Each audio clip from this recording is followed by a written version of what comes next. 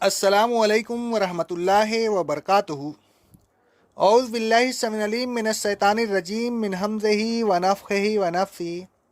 سورہ بقرہ کی آیت نمبر 50 میں اللہ رب العالمین فرماتا ہے، اور اے بنی اسرائیل اس نعمت کو یاد کرو جب ہم نے تمہارے گزرنے کے لیے سمندر کو پھاڑ دیا، پھر تم کو نجات دی اور آل فرعون کو جو تمہارا پیچھا کر رہے تھے غرق کر دیا، اور تم یہ سب کچھ دیکھ رہے تھے۔ اللہ تعالیٰ نے بنی اسرائیل کو تیسرا احسان یہ جتایا کہ اس نے ایک خطرناک موقع پر ان کے لیے سمندر کو پھاڑ دیا۔ سمندر بیچ میں سے خشک ہو گیا، دونوں طرف پانی بڑے بڑے پہاڑوں کے مثل کھڑا ہو گیا۔ بنی اسرائیل نے اس خشک راستہ سے سمندر کو پار کر لیا، لیکن جب فرعون اور اس کی فوج نے جو بنی اسرائیل کا پیچھا کر رہے تھے سمندر کو پار کرنا چاہا اور وہ بیچ راستہ میں پہنچے تو سمندر کا پانی دونوں طرف سے مل گیا اور فرعون اپنی فوج کے اس میں غرق ہو گیا۔ اللہ رب العالمین فرماتا ہے سورہ اعراف کی آیت نمبر 136 میں، ہم نے آل فرعون سے بدلہ لیا اور انہیں سمندر میں غرق کر دیا، اس لیے کہ وہ ہماری آیتوں کو جھٹلاتے تھے اور ان کی طرف سے غفلت برتتے تھے۔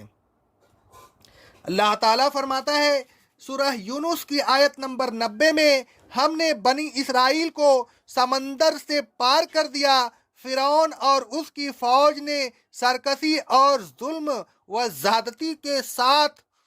ان کا پیچھا کیا، وہ پار نہ کر سکے، یہاں تک کہ جب فرعون ڈوبنے لگا تو کہنے لگا کہ میں اس الہ پر ایمان لاتا ہوں جس پر بنی اسرائیل ایمان لائے ہیں، اس کے سوا کوئی الہ نہیں، اور اب میں بھی مسلمین میں سے ہوں۔ اللہ تعالیٰ فرماتا ہے سورہ طٰہٰ کی آیت نمبر 77 اور 78 میں، ہم نے موسیٰ کی طرف وحی بھیجی کہ میرے بندوں کو ساتھ لے کر رات کے وقت یہاں سے نکل جاؤ، جو سمندر راستہ میں ہے اس میں لاٹھی مار کر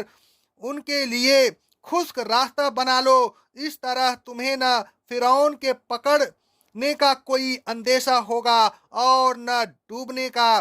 ڈر۔ الغرض موسیٰ بنی اسرائیل کے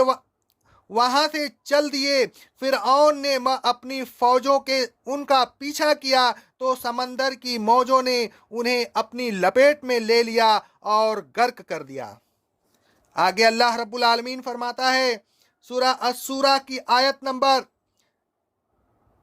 63 تا 67 میں، ہم نے موسیٰ کی طرف وحی بھیجی کہ سمندر پر اپنی لاٹھی مارو، انہوں نے لاٹھی ماری تو سمندر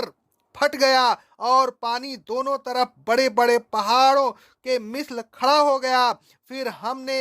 دوسروں کو یعنی آل فرعون کو بھی ان کے قریب کر دیا، موسیٰ اور ان کے سب ساتھیوں کو ہم نے نجات دی اور آل فرعون کو غرق کر دیا۔ اس واقعہ میں عبرت کے لیے بہت بڑی نشانی ہے، لیکن پھر بھی ان میں سے اکثر لوگ ایمان لانے والے نہیں ہیں۔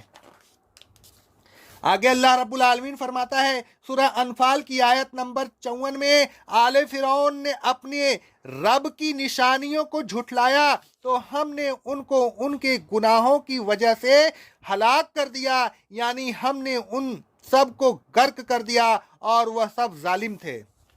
آگے اللہ رب العالمین فرماتا ہے سورہ الزخرف کی آیت نمبر 55 اور 56 میں، جب آل فرعون نے ہمیں غصہ دلایا تو ہم نے ان سے انتقام لیا اور ان سب کو ڈبو کر قصہ پارینہ بنا دیا اور ان کی ہلاکت کو بعد والوں کے لیے عبرت بنا دیا۔ اللہ تعالی ہم کو اور تمام مسلمین کو اللہ تعالیٰ کی نافرمانی سے محفوظ رکھے اور محمد نبی صلی اللہ علیہ وسلم کی سنتوں پہ چلنے کی توفیق عطا فرمائے۔ اقول قولی ھذا استغفر اللہ استغفر اللہ استغفر اللہ۔